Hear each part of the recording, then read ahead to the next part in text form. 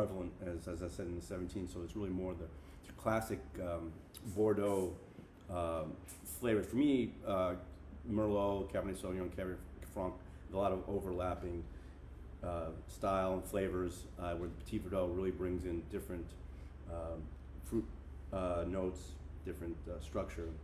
And for me, even with the 27% of Petit, it's really under control here in this one. Mm-hmm. You really don't pick it up. I think it's really, the blend for me is really is nicely integrated, where there's not one varietal that's overpowering. That's really for me the objective, to kind of make a little bit more complexity to it.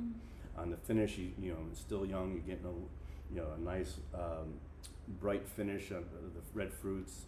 Tannins are still there up front, so it's should kind of come together a little bit more over the next 5 to 7 years.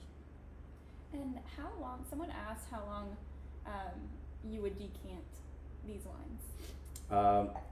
Or do you like decanting? Yeah, I think it's best to definitely give everything, any big red wine or pretty much any wine in general, I like to let them breathe for 15, 20 minutes. It might just be pour a little bit out in a glass and let it sit in the bottle and open up. These wines don't need to be decanted. It doesn't hurt to decant. Okay. When they're young, especially too, more air is also great to help open up the wine. So there's no right or wrong. I always like 15, 20 minutes open for sure. And it really depends on the wine. So. Yeah. And then side note, someone asked how many vineyards you have. How many vineyards we have? We manage, oh gosh. Well, our main vineyard is the Honolulu Vineyard in Gordonsville, which is now up to, I think, 37 acres. We also have our Wild Meadow Vineyard in Percival that we manage, which is another 5 acres. We have our Shenandoah property, which is now planted around 8 acres, and then we have vineyards that we contract with that we don't actually manage, but we've kind of survey and work with the grower on, and that's there's about 3 or 4 others scattered throughout the state, from Megan Seipel down at Mountain View in Roanoke to Huff Childs at Carter's Mountain, and we have we've been leasing a vineyard, Cedar Creek Vineyard, up near Shenandoah. So there's a few scattered all over the place, and we're always looking for new sites where we find that the varietal and soil match, and we we'll experiment with that vineyard, and once I'm confident that it's going to be a reliable source, then we'll try to lock in on that vineyard for the future. And this kind of leasing is the same that they would do over in Burgundy, right? Similar, yeah. We lease. We have vineyards in France that we contract with, where we're managing. Like, we just took over a vineyard in Bouzeron. That's our water filter.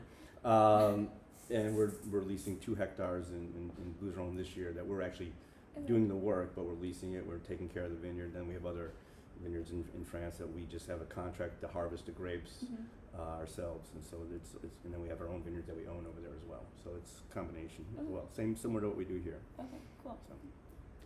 So I don't know if there's something else on the 16 we can talk about. If anyone has any tasting notes, please comment below. That's awesome when you guys are interactive. And also, please post any photos of you enjoying this wine, or how you're enjoying this wine, or any of our Michael Schaps wines on Facebook and Instagram. We'd love to see them.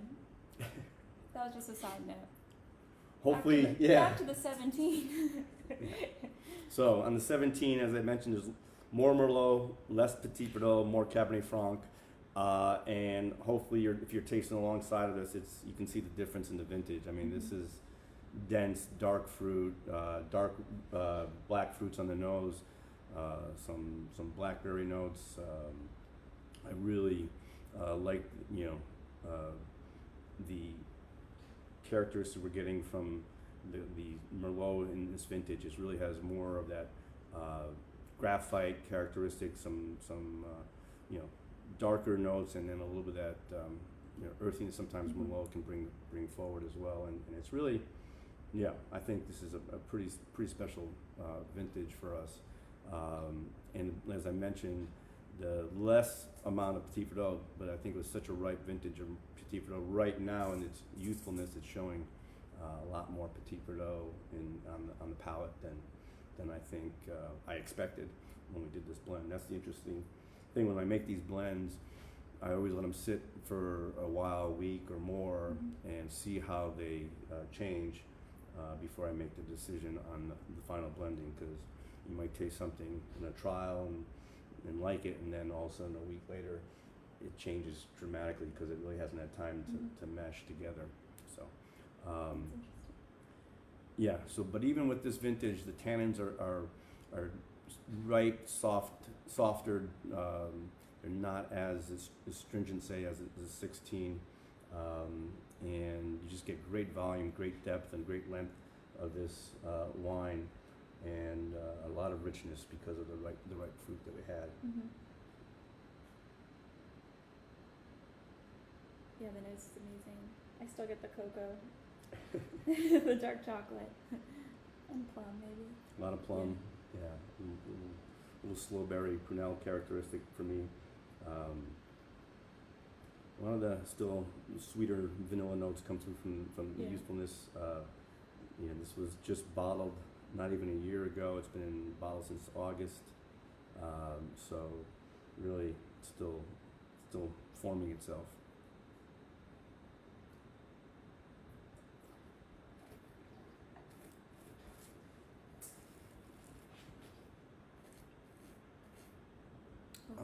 Yeah, and you can see the concentration, depth, the mid palate. It's just real rich. So, in terms of both these wines, obviously the pairing of these wines, you can see the difference with the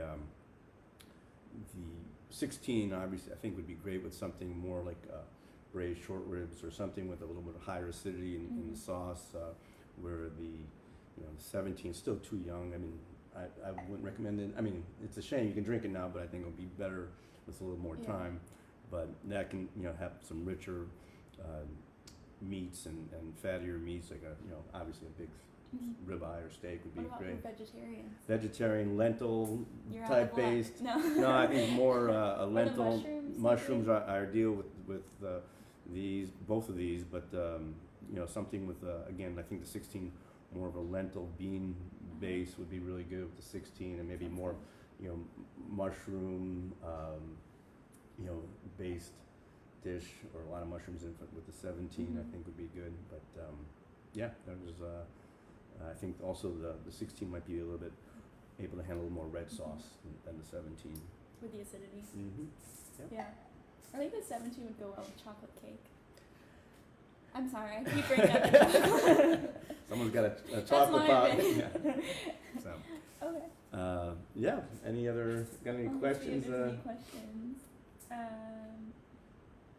Do you try to produce the same amount every year of Meritage? No. So I don't have a set volume of Meritage. It really is. We've made as little as I think 150 cases and as much as 450 cases, but not really. Meritage has never been a huge production item over 500 cases, so it's really still, it's really based on the quality of the wine that I can put together and make the style that I want. What else? So, do you have any notes? I know we don't have the 15 out right now, but any comparisons of different vintages? Actually, the overall? 15, I'd almost say the 15 was closer to 17 in terms of the vintage and the style, but just doesn't have that as much of that deep, dark fruit. I'd say almost like a little bit of a blend between the two. And it's really, right now it's tasting great with just 5 years in, and I think it's right up there with the 17. It's going to be pretty close. Which one was your favorite year so far? 2010 and 2007 of the Meritage blends. Those were two special years. 7 is still fantastic. Is it possible to buy any? No. There's no more in the library. There might be a couple bottles left. There might be a few. And same with the 10. The 10 was really similar to the 17. 10 was that really incredible heat wave that we had, hot season. It was super ripe. 10 was pretty special, and 7. 15, I think right now 15 would be, of the blends, 15 would be up there. 2009 was pretty nice as well. So, but they age nicely, and I still have some Meritage I made back at Jefferson Vineyards in 1995 and 98, which are phenomenal. Wow. Yeah, so they're still Virginia Bordeaux blends can really, in good years, they can age as good as anything. Well, that's good to know. Another question we had is, what are your favorite wines to drink? My favorite wines. I don't. Or what's your favorite wine of your wine to drink? Oh, I don't have a favorite. I have really. I enjoy them all. Otherwise, I wouldn't be making them. And it really depends on what's for dinner. I mean, it's really seasonal. It's based on the dish. So I enjoy, these blends like this and the El Scott blend, which are unique blends that we've created that I love to see how they evolve. And those are the two wines that have been getting really high accolades. They're our top blends. So those are some of my favorites in terms of red. Yeah. So yeah. All right. And then, are you working on any new products? Are there any secrets you can tell us? Any new? Well, we have under our Wineworks brand, which we do the box wines and we do some of the keg wines and all that. We're going to actually, this coming week, we're canning our first canning project, which will be a rosé in cans, and that will be available at Avon Street location. And so we're joining the can trend, and so look for that. Actually, I knew the question was coming, right? It so was coming. So here it is, Prepared.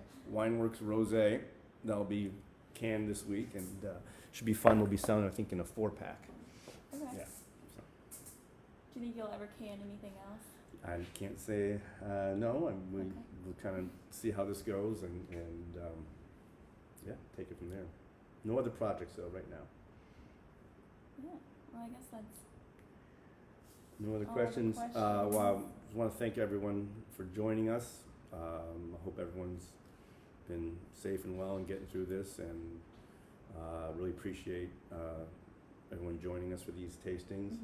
And hopefully it was a little bit better presented. I remember my daughter Katie said that I should drink a bucket of coffee before I get to do this today, because last time I was a little subdued. So hopefully I had a little more Did you energy. do that? Yeah, I did. Not a bucket. A bucket?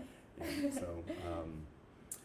yeah, we look forward to next weekend. Maybe we'll find a different location for the last tasting, and we'll be tasting the Petit Verdot, Yeah, right? 17 Petit Verdot, the 2016 Raisin Dutra White, and the El Scott. The El Scott. So that should be a great grand finale of this series. And then hopefully we can do some.